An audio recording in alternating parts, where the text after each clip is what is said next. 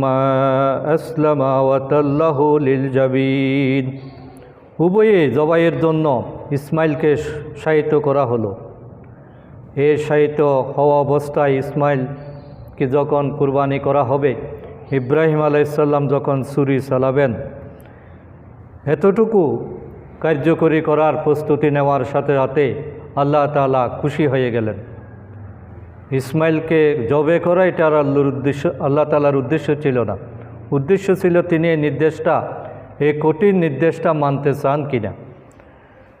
যখন তারা উভয়েই মানার জন্য প্রস্তুত হলো, আল্লাহর জন্য যখন সব কিছু ছেড়ে দিতে প্রস্তুতি নিল, আল্লাহ তাআলার সাথে সাথে ঘোষণা করলেন, ওয়ানাদাইনাহু আইয়া ইব্রাহিম, হে ইব্রাহিম তুমি থেমে যাও, তোমার আর ছুরি চালানোর প্রয়োজন নাই।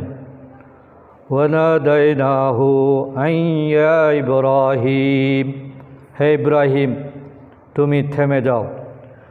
কদ সাদ্দাক্তার রুইয়া, তুমি যে স্বপ্ন দেখেছ সেই স্বপ্ন তুমি বাস্তবে রূপায়িত করেছ, স্বপ্নকে তুমি বাস্তবায়ন করে দেখিয়েছ। তোমার স্বপ্ন এটা বাস্তবায়িত হয়ে গিয়েছে, তুমি সত্যতার সাক্ষী দিয়েছ। তুমি যে আমার প্রিয় বান্দা, আমার জন্য যে সব কিছু ছেড়ে দিতে পারো, এটার প্রমাণ তুমি রেখেছ। কদ সাদ্দাক্তার রুইয়া, তোমার স্বপ্ন বাস্তবায়িত হয়ে গিয়েছে।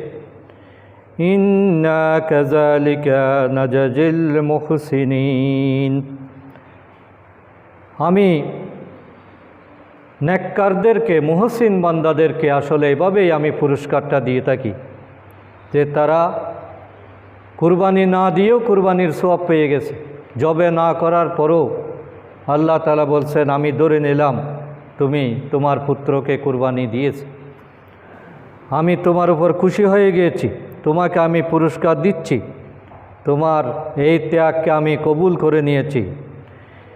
ইন্না হাযা লাহুয়াল বালাউল মুবিন, নিশ্চয়ই যে পরীক্ষা তুমি দিয়েছো এটা ছিল এক কঠিন পরীক্ষা, এটা কোনো স্বাভাবিক পরীক্ষা নয়। বাবা হয়ে ছেলেকে কুরবানি দেওয়া প্রকাশ্যে এটা কোনো সাধারণ কোনো পরীক্ষা নয়, এটা মহা পরীক্ষা ছিল। এবং আমি তোমাকে পরীক্ষায় পাশ করে নিয়েছি, তোমাকে আমি ফুল নাম্বার দিচ্ছি যে তুমি যেটা আমি চেয়েছিলাম